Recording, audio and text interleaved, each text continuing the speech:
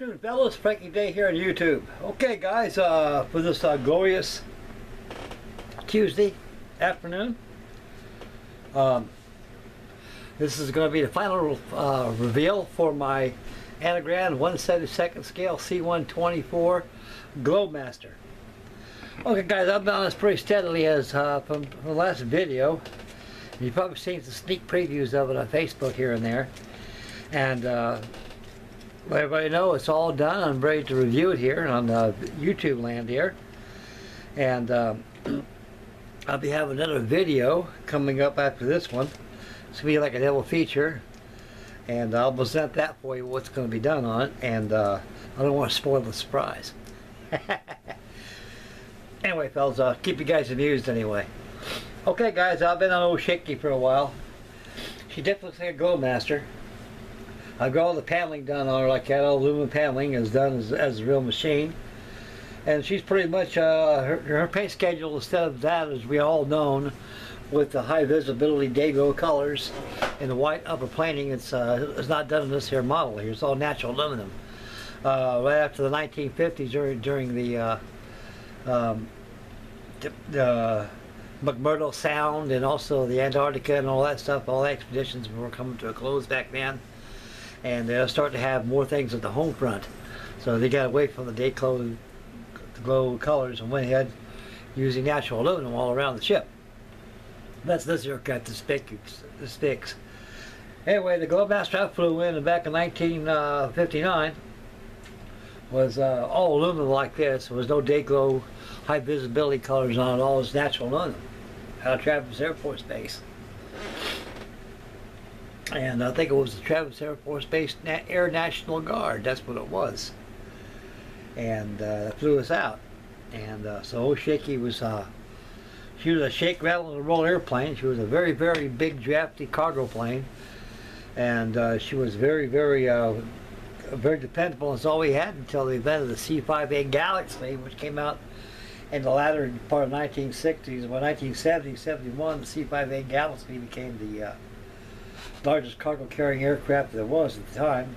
And of course we all know that the GlobeMaster C-17 GlobeMaster 3 came in production, and so it's still flying today, because I see it fly every day out here going right past Air Force Base back and forth.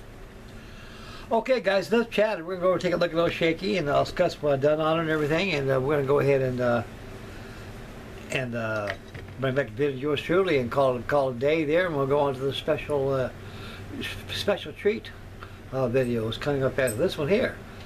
So let's see, we're going to take a look at those Shaky. Okay, fellas, there she is in her entirety, laying on top of the undersized cutting net that I have. And I'll bring you in a little more, fellas, so you can take a better look at it. Once the thing allowed, I don't want to get too close. So anyway, I've got the you can see how the panel lines are all done by masking off by using metal plate, and add a little bit of blue and a little bit of black to the your aluminum metal plate, and you get these different colored tones on here. If you guys look at a natural aircraft, you'll see tones like this on them. That's the way these things are, the way the aluminum was foiled on it. You can see the aircraft warning bands on the nacelles, and there's your heater tank out there on the side of the wingtips, the fuselage. There's your identification anti-glare patch right there on the leading edge of the wing. And go up to the cockpit. You can see how the cockpit's all detailed inside. I've got the flight engineers, navigators department all done inside there. And believe it or not, that cockpit is pretty well crystal clear. You can barely see all the goodies in there. And this is a very big sporty airplane, guys.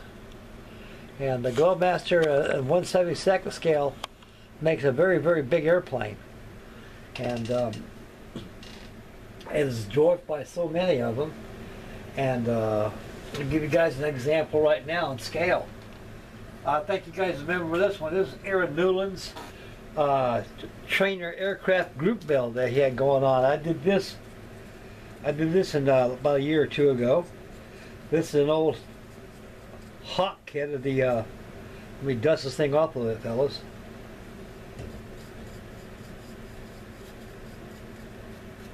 Boy, boy, this thing's a dirty girl, man. That dust gets on these things, and he said, boy, I tell you, just the thing about it is, no matter how fine of the brush you use, it more or less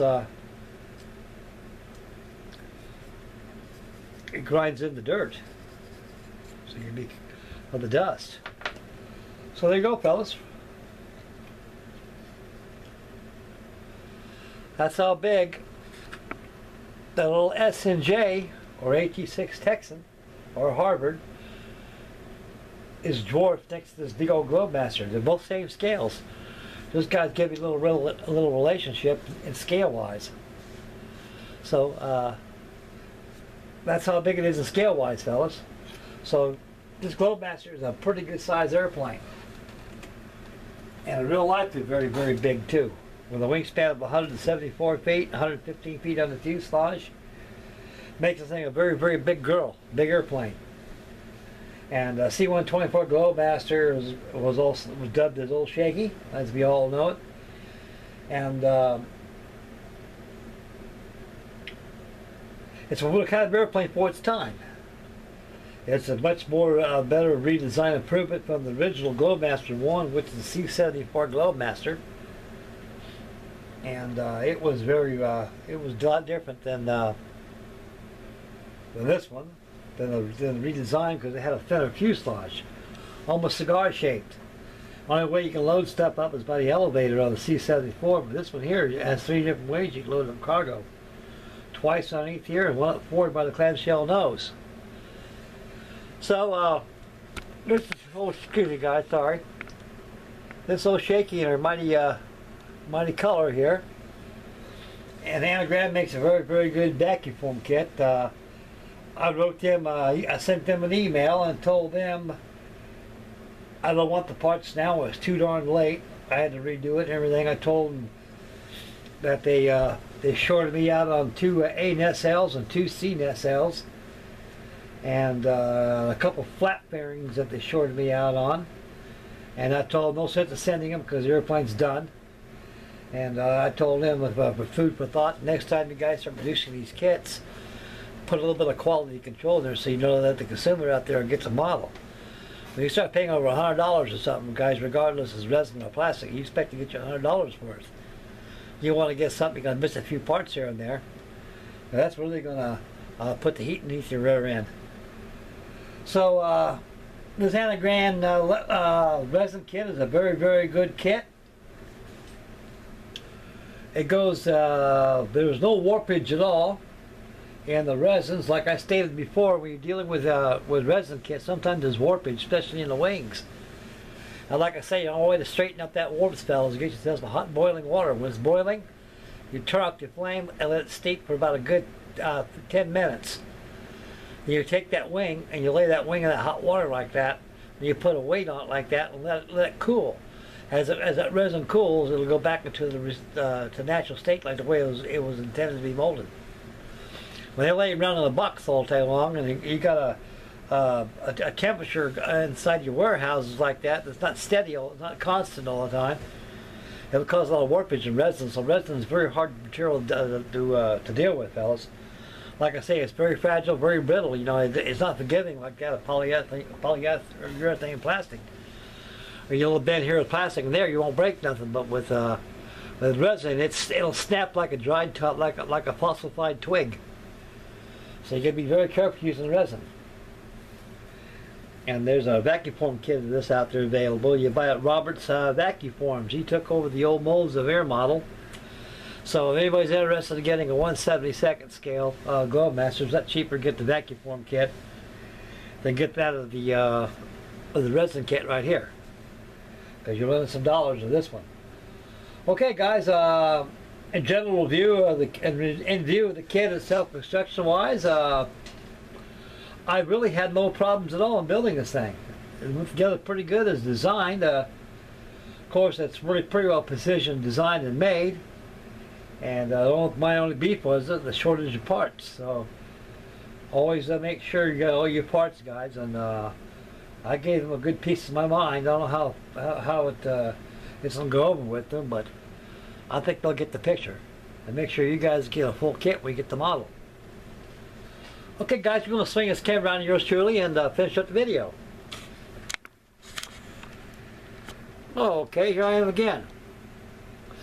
Okay guys, before I get off here right now, I'd like to say something really quick. I've never dealt with trolls before, and I had a real special Lulu troll that trolled me a couple of days ago. I had an email. They were looking at my Shackleton build.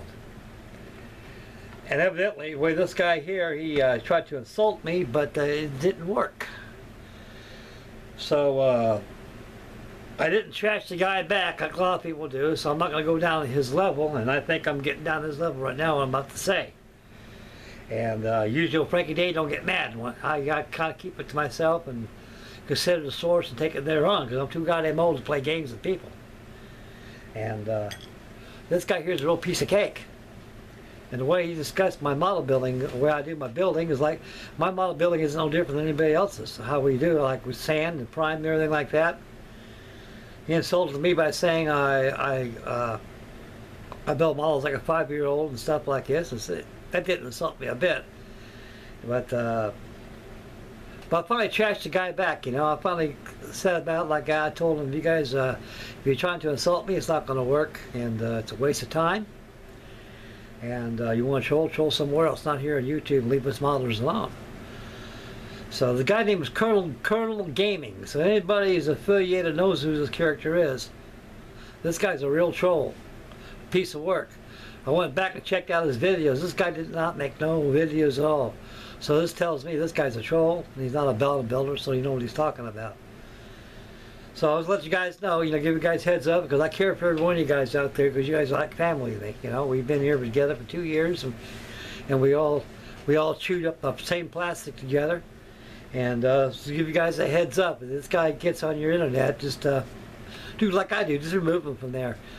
All our viewers and their fans out there don't want to see that stuff on there. At least I don't.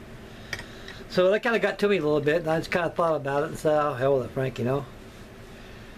So I just kind of considered the source and kind of removed him from my video. Anyway, it's all said and done and gone, fellas. So let you guys know who this chucklehead is. But all further ado, you know, he's out of the picture now. So anyway, guys, after this video, I want you guys to stay tuned. I got another one here, and I showed this kit before. It's an inbox review, and I'm going to bring it again as a surprise, let you know what's going on, and we'll go from there. Okay, guys, this is Frankie Day signing off for right now, and stay tuned for the next video, and make Mama happy, and happy modeling, make Godspeed, and God bless each one of you guys, and please subscribe, and we'll catch you next video. Bye, fellas. Bye, boys.